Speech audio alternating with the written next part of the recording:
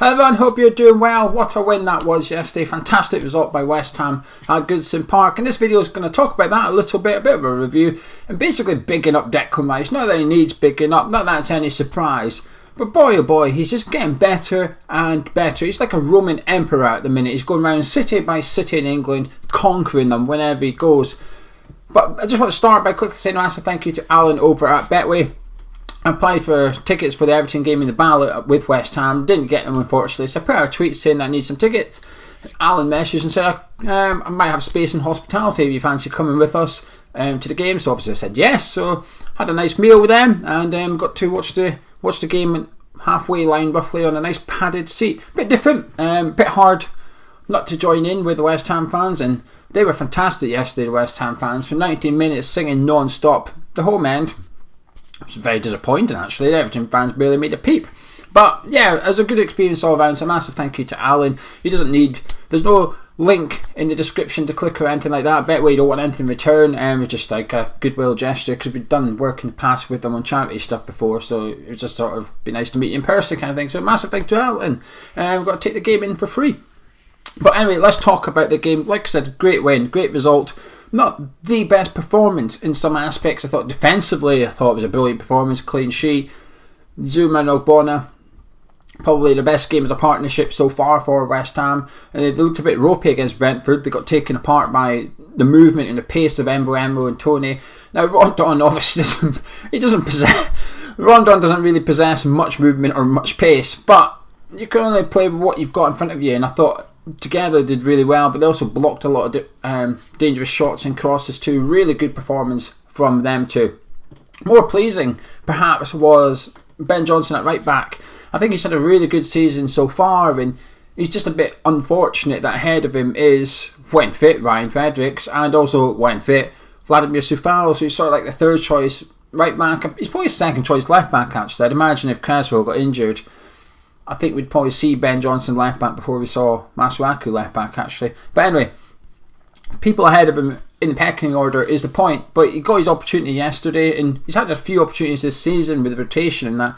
I think he's looked really good so far, and I thought he was fantastic. Defensively, really solid. Goes forward, he needs a little bit of improvement going forward, but I think that will come. I think there's glimpses there when he does go forward that are really encouraging. At one point in the first half, he ended up going on a little dribble, taking it past a couple of players and stuff, and his end product isn't quite where it needs to be as yet.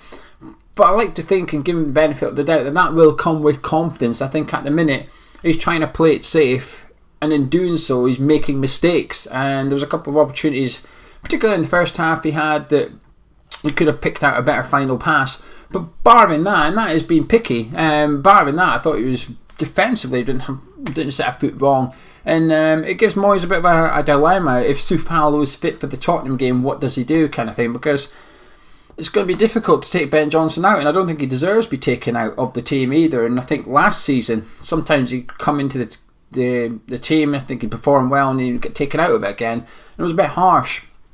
And often Ben Johnson would be the player that Moyes would leave out of the matchday squad. You know, when we had 7 subs, 11 players, 7 subs, often it was too many players. Ben Johnson was normally the first one out the team kind of thing. Get the senior players in there if you want. It's no longer the case now. I think Ben Johnson's established himself as a really firm squad player under Moyes, and he's really starting to push on for a first team space as well. But pleasing performance. But Declan Rice, just to interrupt you for 1 minute to point in the direction of the sponsors of this video, the OneFootball app, the little yellow icon that you need to have on your phone. Now, I did wear this t-shirt so it matched the OneFootball app. It's just a happy accident, but don't let that put you off for downloading the best football app for the football fan. 1 hour ahead of every Premier League game, you get a notification on your phone with the lineups, but only for the teams that you pick. The app combines social media and football. Probably your most favourite thing in life, and you're probably the most hated thing in your life, but you can't ignore. In this app, you can't ignore that either. It's completely free. You get it downloaded. You don't even have to sign up. When you click on it, it uses cookies to remember, and it says, "Oi, What's your favourite team? What country do you support? Is there any competitions you want to follow? So you pick West Ham. I myself pick Scotland. Then when I go back into it, I click on my favourites. I click on the West Ham club badge, and I have all the news I need for West Ham United and only West Ham United. It filters out all the stuff you don't need to see, but gives you the stuff you cannot miss. The OneFootball app is completely free. Links in the description and pinned comments of this video. Get it downloaded today. You shan't regret it. Anyway, enough of that. Let's get back to the review. He was just ridiculous again yesterday. There were some things, I was almost doing like player watch on Declan Rice quite often during the game yesterday because I was taking advantage of the view I had, I guess. And, you know, sometimes you go to games, your view isn't very good. The atmosphere is good, you're right up against the pitch, but you're too low down and perspective is very hard. The elevation isn't good enough, so sometimes the ball will be out like 40 yards out of goal and you're standing there going, hit it, go on, shoot, because you think they're outside the box, but they're nowhere near it. You go home and watch the highlights and you think, that is not what I thought I was watching. But then you get the opposite side of that sometimes, a bit like the London Stadium, and this is not meant to be a dig. Our season ticket seats the London Stadium. The view is fantastic. You can see a lot of the pitch, it's brilliant, but the atmosphere or whatever is not quite there. But yesterday, sitting on the halfway line, a decent level, and Declan Rice, he just oozes class. He's world class. He's just unbelievable. And what is hard to remember sometimes, and I have to remind myself a lot, he's only 22. He's 22 years old. He's just running games from start to finish. I feel like there was a switch between Souček and Rice yesterday. I think Moyes has done something compared to the Brentford game, which I expected. Because Moyes addressed it after the Brentford game. Moyes addressed in particular Souček's form, and even he attributed it to the fact that Declan Rice has got a new role. I think yesterday there was a bit of a compromise there. I think Declan still got forward on occasions, but generally it was Souček and there was one that was advancing, and I thought as a partnership I thought they were brilliant. But Souček had a fantastic game before he had to go off, but I thought Declan Rice was just outstanding, and it's really pleasing to see him starting getting credit from other fans. Not that he needs it, and as West Ham fans are we that bothered? Probably not. But it's always nice to see. It's always nice to see your team being appreciated by neutral fans. And then there's that tweet that's going around today from a couple of there's an Everton fan saying he's been going to Goodison Park since 1990, and that Declan Rice put in one of the best performances he's ever seen, and just said he's like, special player, I get it now. And he said in the tweet, you have to see him live to understand it. And I think there's an element of that. And I'm not one, I've never ever sat in videos and said, well, if you don't go to games, your opinion, remember. Because I don't agree with it, because obviously I don't go to every game, I can't afford it, I don't have time, blah blah blah. But I think sometimes you do have to see some players live in order to appreciate it. Whether it's a West Ham player or an opponent that's coming to the London Stadium or Upton Park, you have to see them in order to appreciate what they do off the ball, which you can't see on the television. It is a different game.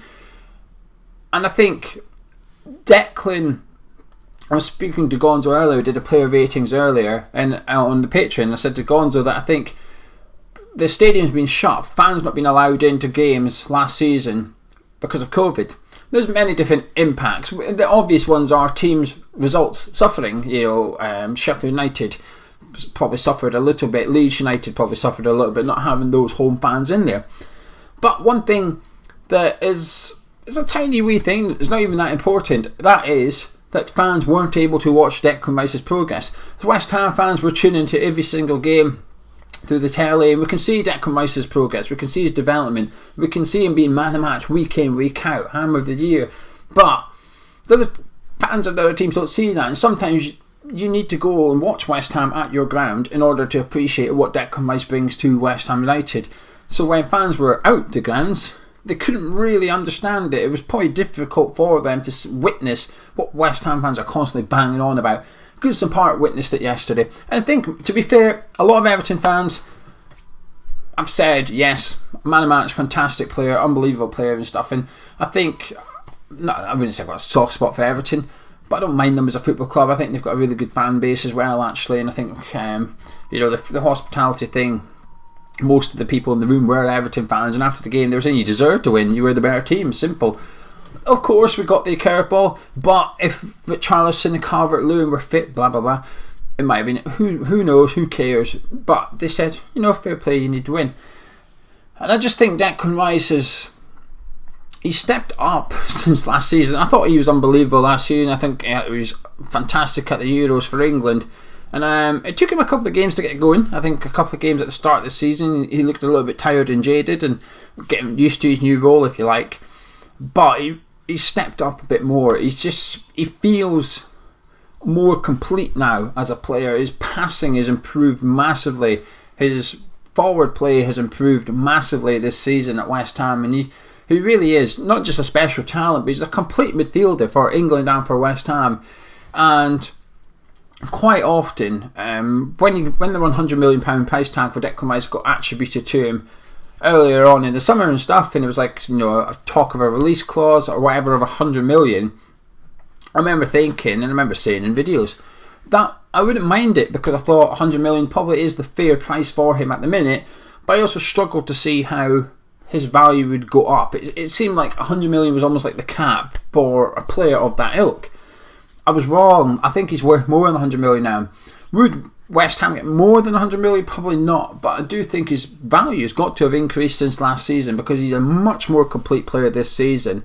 And it's not ridiculous to think he can't be that far away from wearing the captain's armband for England at some point in the future. Maybe not in the next game, and probably not before the World Cup.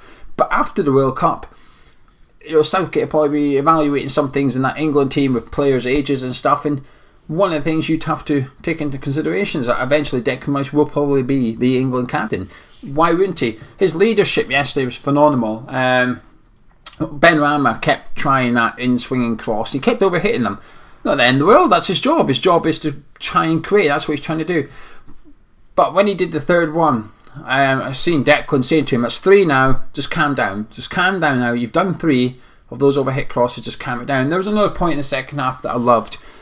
There was like a 50-50, the ball went out for a throw-in, and it was like a 50-50 as to what side the call was going to go. It could be an Everton throw, West Ham throw, and there was a little bit of hesitation between the referee and the linesman looking at each other thinking, do you know who it is? Now, while that 3 seconds, because that's all it is, it's 2-3 seconds, it's not a long period of time, it's not a significant amount of time, but in football, I think 2-3 seconds can be significant. And in that period while they were looking at each other, Declan Rice moved. He just moved 5 yards over, back where the ball went out, and then the referee eventually said West Ham through. Creswell picked it up, and as soon as Creswell had it in his hands, Rice was screaming at him, "Give me the ball." And he was just, you could see Decore looking, going, "How the hell you got over there so quickly? You were right next to me, now you're over there with the ball. How's that happened?" Because he's just such an intelligent player, Declan Rice. He was just one step ahead of Decore and Alan at all times.